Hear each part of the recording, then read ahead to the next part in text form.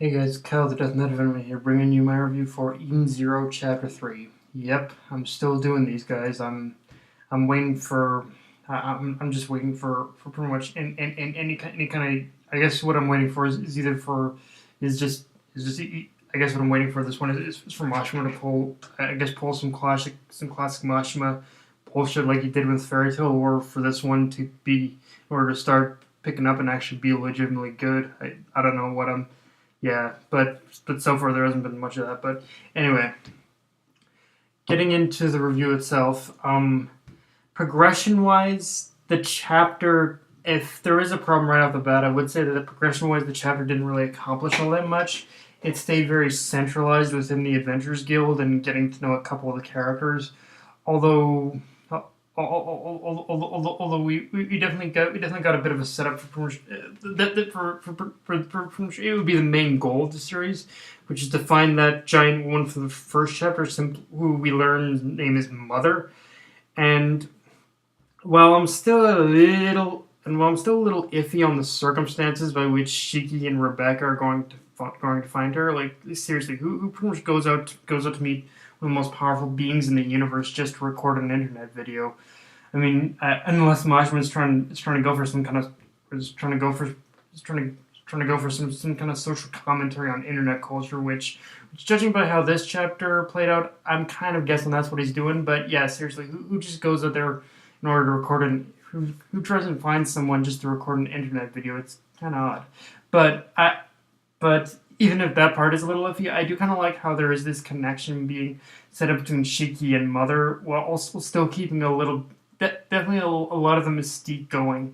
In fact, honestly, this whole setup between this whole setup between the connection of Shiki and who Shiki is and who Mother is. I feel there's almost kind of a better mystery here than there was in Fairy Tale with Igneel. So I guess you should take that for I guess I guess you could take that for anything of what it is. But yeah, but yeah, definitely I will admit that the progression in this chapter was definitely definitely one of the weaker points for sure. It just kind of stayed a lot more centralized, but it's fine for what it is, I guess. Um, and I will admit, as much as I dislike this whole Adventurers Guild setup, one thing I did kind of enjoy is that there were many times in this chapter that it looked like Mashima was basically poking fun and even dissing a lot of the tropes he himself created in Fairy Tail. And in a weird way, that pretty much says to me that Mashima is in fact self-aware of all the bullshit he pulled in Fairy Tail, and this is kind of his way of telling us that he's going to try harder. He's going to try harder here with Eden Zero, even if there are going to be questionable moments going forward. And although everyone in the guild being at odds with although everyone being at odds with each other in the guild is kind of a nice step forward. Like honestly, that honestly is actually one of the biggest things that I do actually enjoy, is basically how everyone how everyone in this guild actually pretty much hates each other. Like it isn't just like with Fairy Tail, or they just kind of get into petty squabbles. No, like everyone in this guild, in this Adventurers Guild, is actually at odds with each other. So Mashima's kind of pulling a reverse here, and I do like that part. But and yeah, even though and like I said, even though everyone being at odds with each other in the guild is kind of a nice step forward, I'm still keeping my eyes open for pretty much at any point in which the story slips up and goes downhill. Like I'd be lying, although I'd be lying if I said I didn't enjoy what Mashima did pretty much with Vila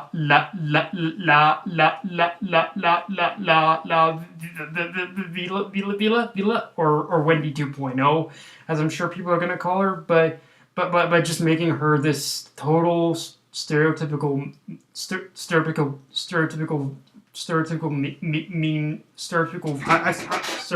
girl who's basically a mean girl, basically like a stereotypical mean girl type bully kind of thing. I do kind of like what they did with her. What Mashima did with her in this chapter was actually it's kind of a nice reverse. I mean, I think we may have gotten something like this in we definitely got something like this isn't new, I guess. We definitely got something that was similar to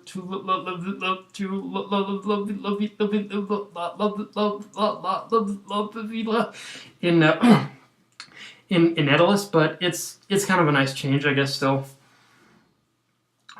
And in order to answer the question to people of what it is exactly I'm looking for, that'll pretty much convince me whether or not I will or won't drop Being Zero.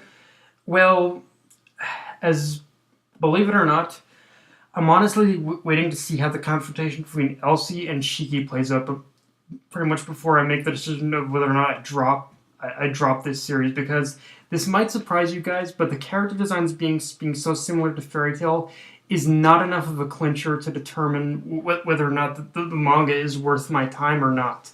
What is a deciding factor for me, however, is how the fights play out and how well Mashima incorporates them into the story.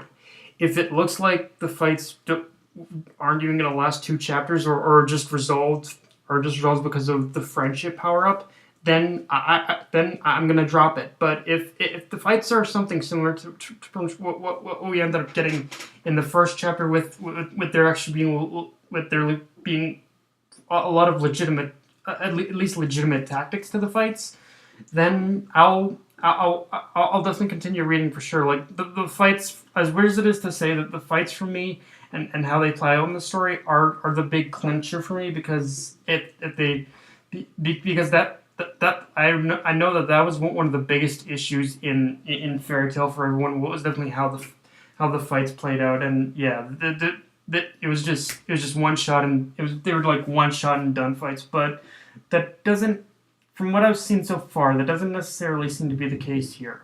But like I said, I'm keeping Mashima. I'm still keeping Mashima at arm's length until we pretty much get until we get the big confrontation between Elsie and Shiki. So yeah, I guess until then I'm gonna keep doing these reviews. Now, speaking of Elsie, her role in this chapter was kind of pointless, except to tell us where Shiki and Rebecca were headed. And I'm not gonna lie, as someone who's watched Shadow Raiders, like I don't know if anyone remembers one of the CGI, one of the early CGI cartoons from the Mainframe company.